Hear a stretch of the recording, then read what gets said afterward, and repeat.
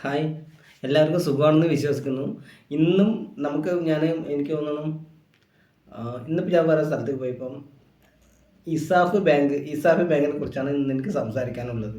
ഇസാഫ് ബാങ്കുകാരായിട്ട് വ്യക്തിപരമായിട്ട് എന്തെങ്കിലും വൈരാഗ്യമോ? കാരണം നമ്മുടെ ആവശ്യത്തിന് അവർ പൈസ തന്നിട്ടുണ്ട്.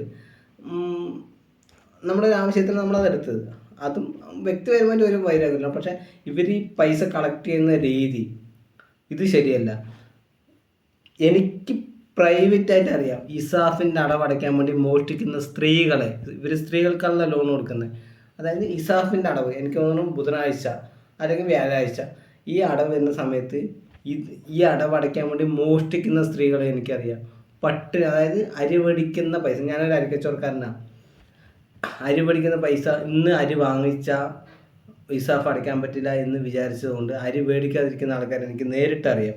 അപ്പം ഇസാഫുകാർ ലോൺ കൊടുത്തോട്ടെ, അത് അവരുടെ നയമാണ്. പക്ഷേ ഇവർ പൈസ വാങ്ങിക്കുന്നതിനുള്ള നയം കുറച്ച് മാറ്റണം. ഇങ്ങനെ വാങ്ങിക്കാൻ പറ്റില്ല. കാരണം ഇവിടെ ഒരു വീട്ടിൽ വന്നിരിക്കുന്നു. ഈ വീട്ടിൽ വന്നിരുന്നുകൊണ്ട് അവർക്കൊരു ഓപ്ഷൻ കൊടുക്കണം. ഇപ്പം ഞാൻ നിങ്ങളുടെ നിന്ന് ലോൺ എടുത്തു, ഞാനത് അടയ്ക്കേണ്ട ബാധ്യത എനിക്കുണ്ട്, ഇല്ല എന്നല്ല ഞാൻ പറയുന്നത്. പക്ഷേ ഇന്ന് എൻ്റെ കയ്യിൽ പൈസ ഇല്ലെങ്കിൽ മനുഷ്യന്മാരുടെ സാഹചര്യമാണ്. അപ്പം നമുക്ക് പ്രശ്നങ്ങൾ വരാം. ഇന്ന് എൻ്റെ പൈസ ഇല്ലെങ്കിൽ നാളെ എന്നുള്ളൊരു ഓപ്ഷൻ നിങ്ങൾ ഇസാഫ് ബാങ്ക്, ഏറ്റവും കൂടുതൽ പറയുന്നത് ഇസാഫ് ബാങ്കുകാർ ഇതവർ കൊടുക്കണം. ഒരു 10 പെണ്ണുങ്ങളില്ല, അതായത് 10 ഇസാഫിൽ നിന്ന് ലോൺ എടുത്ത 10 ആൾക്കാർ എൻ്റെ കൂടെ വരികയാണെങ്കിൽ ഇസാഫിൽ നിന്ന് നിങ്ങൾ ഒരു പൈസ അടയ്ക്കേണ്ട. നമുക്ക് കോടതിയിൽ പോയി നമ്മുടെ എടുത്ത കടം ഞങ്ങൾക്ക് ഘട്ടങ്ങളായിട്ട് ആക്കാമെന്നുള്ള ഓപ്ഷൻ നമുക്കുണ്ട്. അത് പ്രത്യേകിച്ച് പ്രായമായിട്ടുള്ള ഇവർക്ക് അറിയാത്തതുകൊണ്ടാണ്. ഇസാഫുകാർ ഇപ്പം എനിക്ക് തോന്നുന്നു ഒരു 10 ആളില്ലേ, ഞാൻ ഓക്കെയാണ്, ഞാൻ റെഡിയാന്ന് വന്ന് നമുക്ക് ഒരുമിച്ച് നിൽക്കാം എന്ന് എൻ്റെ അടുത്ത് ഇപ്പോൾ പറയുകയാണ് എന്നുണ്ടെങ്കിൽ ഇസാഫിൻ്റെ ലോൺ അത് എനിക്കൊന്ന് 10 പറഞ്ഞാൽ ഏകദേശം 10 ലക്ഷം രൂപയെ 1 ലക്ഷം രൂപ വെച്ചിട്ടാണ് ഇവരിപ്പോൾ കൊടുക്കുന്നത്. 10 ലക്ഷം രൂപയെ ഈ പൈസ നമ്മൾ അടയ്ക്കില്ല എന്നല്ല, നിങ്ങൾ വിചാരിക്കുന്ന നയങ്ങളിലൂടെ ഇത് പോവില്ല. അപ്പോൾ അതുകൊണ്ട് ഞാൻ ഇനി ഒരു കാര്യം തീരുമാനിച്ചു. ഇസാഫെന്ന് ഞാനോ എൻ്റെ കുടുംബത്തിൽ ആരെങ്കിലോ അല്ലെങ്കിൽ ഞാൻ അറിയുന്ന ആൾക്കാരോ ആരും ഇസാഫെന്ന് ഇനി ലോൺ എടുക്കില്ല. ലോൺ എടുക്കുക, നിങ്ങളുടെ നയങ്ങൾ മാറ്റുക. അതായത് ഒരു ദിവസം ഇന്നത്തെ പൈസ ഇല്ല, എനിക്ക് തോന്നുന്നു 2000 രൂപ അടയ്ക്കേണ്ടത്, ഇന്ന് ആ പൈസ ഇല്ല എന്നുണ്ടെങ്കിൽ നാളെ അല്ലെങ്കിൽ മറ്റന്നാൾ അത് ഇൻട്രസ്റ്റ് സഹിതം നിങ്ങൾ വാങ്ങിച്ചോ. എല്ലാ സ്ഥലത്തും ഇങ്ങനെ ഒരു ഓപ്ഷൻ ഉണ്ട്. നിങ്ങൾ മാത്രമാണ് ഈ ഒരു ഓപ്ഷൻ വെക്കാത്തത്. അതുകൊണ്ട് ഇസാഫിനുള്ളൊരു പ്രതിഷേധമാണ്. ഇസാഫിൻ്റെ ചെക്കാണ് കേട്ടോ അത്. ഇസാഫുമായിട്ട് ഇനി എനിക്ക് ഒരു സേവനം എനിക്ക് വേണ്ട. ഒരൊറ്റ സേവനം ഇനി ഇസാഫുകാരായിട്ട് നിങ്ങളുടെ മുന്നിൽ തന്നെ ചെയ്യുന്നത്. ഇത് ഇസാഫുകാരോടുള്ള എൻ്റെ പ്രതിഷേധമാണ്.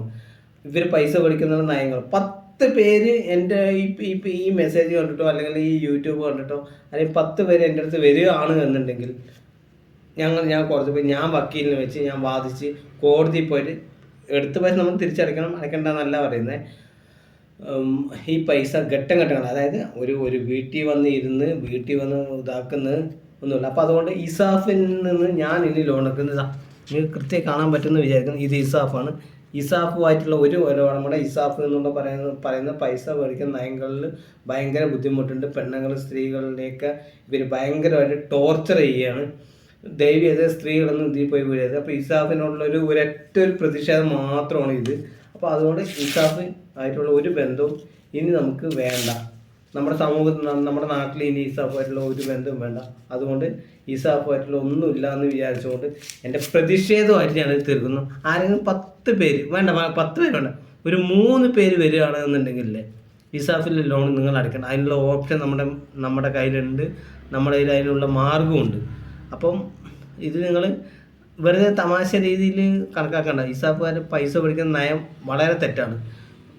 ഒരാളുടെ കയ്യിൽ പൈസ ഇല്ല, എനിക്കൊന്ന് 10 ആൾ ഒരുമിച്ച് അടയ്ക്കുന്ന 10 ആളും ഒരുമിച്ച് അടയ്ക്കുന്ന ഒരാളുടെ എനിക്കിത് കാണുമ്പോൾ കളിയാണ് വരുന്നത്. ഇസാഫ് എന്ന് കാണുമ്പോൾ കളിയാണ് വരുന്നത്.